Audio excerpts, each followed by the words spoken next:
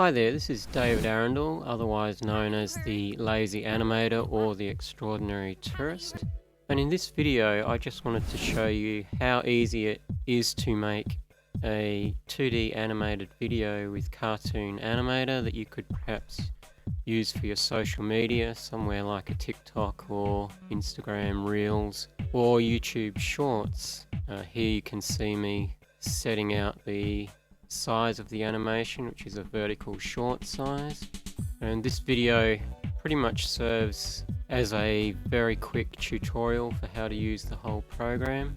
So when you buy Cartoon Animator, it does come with a library of content included, so although you can make your own characters, props and scenes, if you can't draw, then you have access to some content right away and you can pretty much get animating, but it's also attached to the Reallusion content store and marketplace, where you can purchase additional characters, props, scenes and motions, and all of which you can use in both personal and commercial projects. So here you can see I've put this character Martha on the stage and sized her to fit into the frame. So next up, you'll see I'm adding a background scene to this animation. Now the content you'll get with Cartoon Animator may be different to what you are seeing here. I've been using the program for quite a while. Cartoon Animator has a 3D view so that you can get a feeling of depth.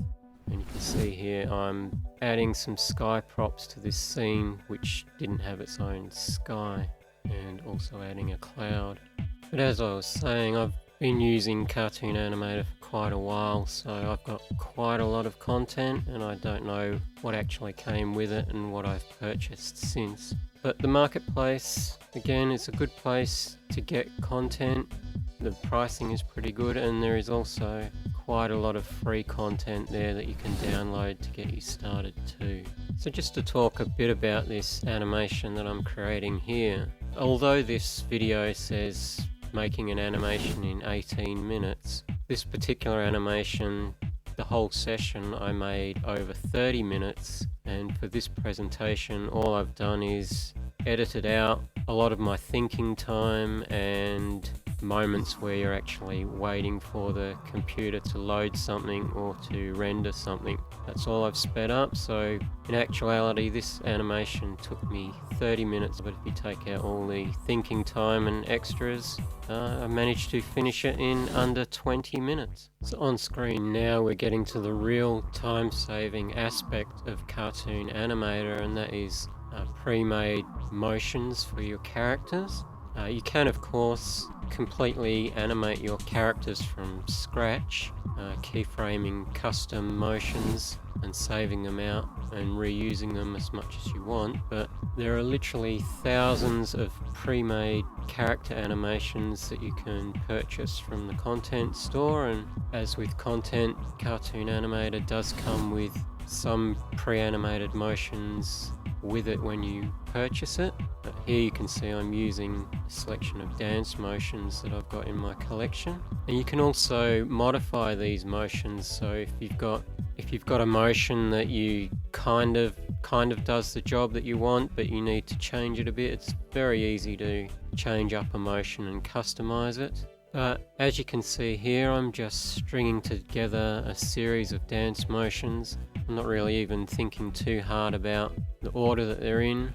The only key point I have to remember is that this animation is going to be a looping animation, so I have to use motions that loop, particularly using the same motion at the start of my clip and at the end of the clip, so that when the animation loops around it's completely seamless between the end and the beginning of the clip. One thing I should point out too is that Cartoon Animator has the ability to capture motion capture as well with various plugins you can purchase for it, so that's another time-saving way you can work with Cartoon Animator. What you're seeing now on screen is, now that I've strung these motions together, you'll notice that the join between the motions in the timeline acts like a jump cut between them, but you've got this little slider at the start of each motion that you just pull out however far you want to blend the motions, and you get this perfectly smooth transition between them instead of a jump cut, and it just makes it so much easier and quicker to put together a whole sequence of animations with just making this one adjustment rather than having to try and line up the entire motion between the last and the next one if they're completely different. And you can actually drag that little slider out as far as you need depending on how quickly you want the transition between motions to actually happen. But it really does save you a lot of time. As you can see here, it's taking me sort of only a few minutes to smooth out the transition between all of my different motions. And speaking of only taking a few minutes, we're only a few minutes into making this animation, and already I've got pretty much all of the body animation done on my character. And as you can imagine, if I had to do all this from scratch, this would have taken me considerably a lot longer amount of time, having to find references for the motions and matching things up, or just going off my own knowledge of animation and that kind of thing. See here we're adjusting the length of the animation because the default animation has about 2000 frames, but I don't want to make it quite that long for this loop. And we're now adding background music. Normally you might add the music first so that you could time the motions to the beat of the music, but I just wanted to do this really quick, and I tried to select a piece of music that would kind of match the motions that I was stringing together anyway. So it's up to you really. I would normally probably put the music in first and then try and match the dancing up to it. Here I'm just showing you that you can actually edit the section of the music that you want right here in Cartoon Animator. The reason I'm showing that is that Cartoon Animator is actually meant to be a scene editor, which is the concept of editing or animating scenes rather than entire animations. But because this particular animation is a single scene short loop, I'm doing the whole thing inside Cartoon Animator. But if you were making a cartoon with different shots and different scenes and whatever, you would animate each individual scene, export it from Cartoon Animator, and then take it out into your video editing software. On screen we're now getting to one aspect of Cartoon Animator that can really be a time saver, and that's the face puppet editor. And this is where you literally puppet your character's head using the mouse just by moving the mouse pointer around, and you can click the left mouse button to blink your character's eyes, as you can see I'm doing here, and then you live record your character's head movements on top of your existing animation for the body. And you can see what I'm doing is trying to anticipate where I think this character would be looking as she's doing those dance movements, and all the while adding in little eye blinks where I think they're appropriate. So you can see I just recorded my movements and now we're previewing it. You can see that really brings the character to life, and it took me seconds to do all that animation on her face and head.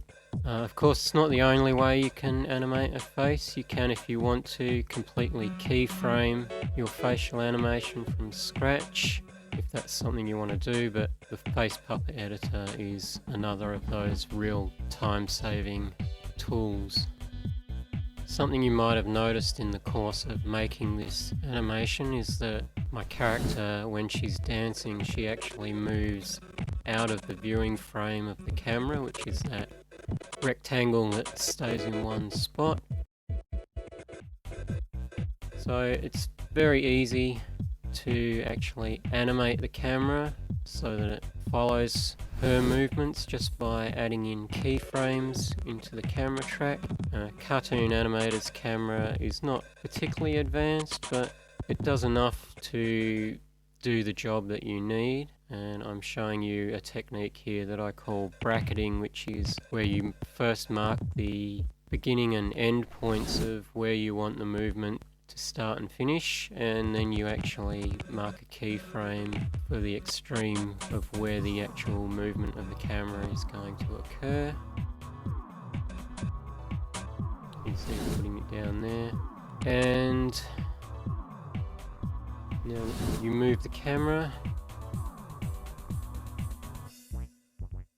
You see that now she's in frame, and we add some transition curves which makes the movement look a little less robotic and a little more smooth, as if someone's holding the camera following her. And now when we play it back in preview, you can see that that square box follows her as she moves from side to side.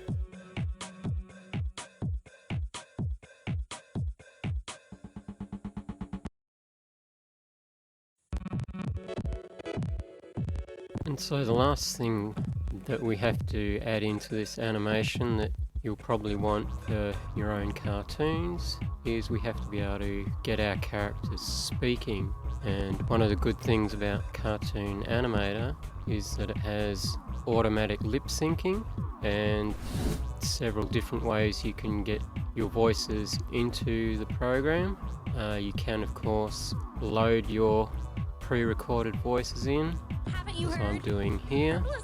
You can also record voices directly into the software, and it also has a text-to-speech system which will let you get voices in that way, although I would recommend going for outside text-to-speech voices rather than the ones that the program has. As you can see, it's pretty easy to get your voices in there, and it just automatically lip syncs. And if you do happen to sort of miss time where you bring a voice into the program, it's no trouble at all to move the voice clip in the timeline just to get better placing. There is also features in there where if the program doesn't quite get the lip sync right, you can actually edit the lip syncing yourself, which is what those little boxes underneath the audio wave there are. They're the actual mouth shapes which you can edit, but it does a pretty good job all on its own.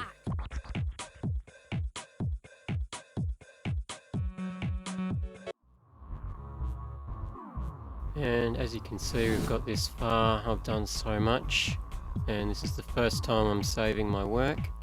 Always a good idea to save a bit more often than what I did, but it's just because we've been going so quickly that I didn't save until now. So that's pretty much the animation done. In this last section, I just set the player to loop so I could check out and see how my finished animation was going. And for the most part, it was looking pretty good. You can see. Haven't you heard? Purple is the new black.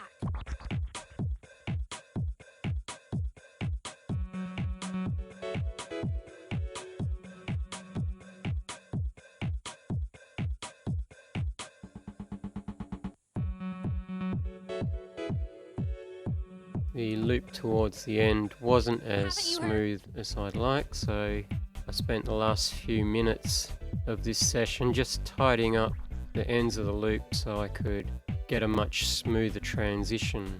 And what that pretty much involved was sort of finding where the end of the music stopped at a good point where it sort of matched up with the beginning of where I'd chopped it, so that when it looped around you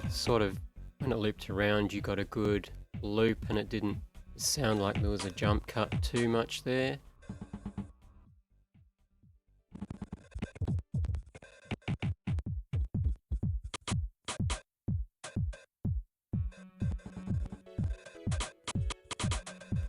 I found a pretty good spot, so I deleted what I didn't need.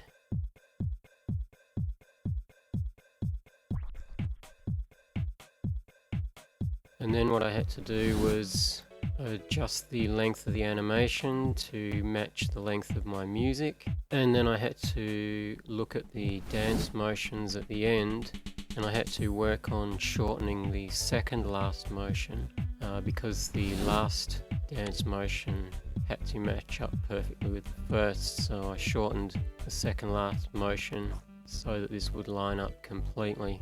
and get a much more improved loop at the end of the track.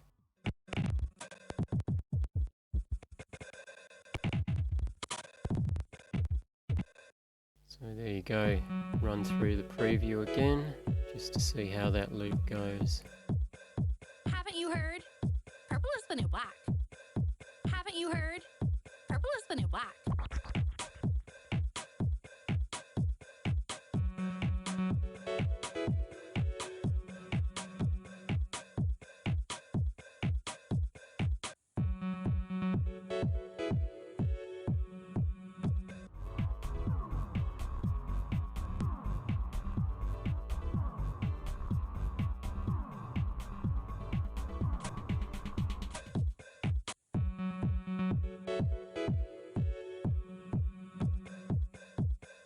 Haven't you heard? Purple is the new black. Haven't you heard? Purple is the new black.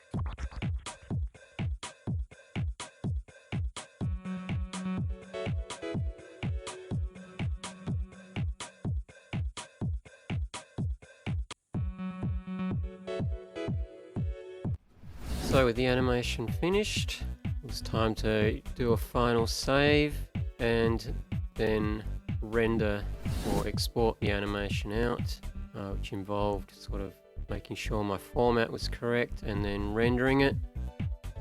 So just finding your location.